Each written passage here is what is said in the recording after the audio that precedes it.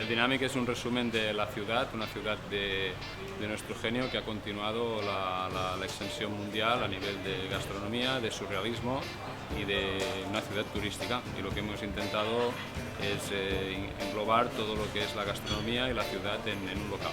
Los platos más importantes que tenemos son de kilómetro cero, es productores de aquí de la zona, que nos engloba desde la montaña hasta el mar y, bueno, y algún marisco que nos traen de Galicia. Tenemos los huevos con las patatas de aquí, del Empordà, con los huevos ecológicos y con el mejor jamón que encontremos en Salamanca o Huelva.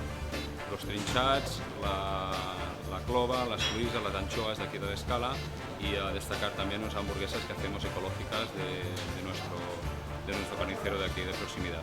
Yo os invito a probar la gastronomía, a descubrir la ciudad y a visitar nuestro gran museo que es el Museo Dalí.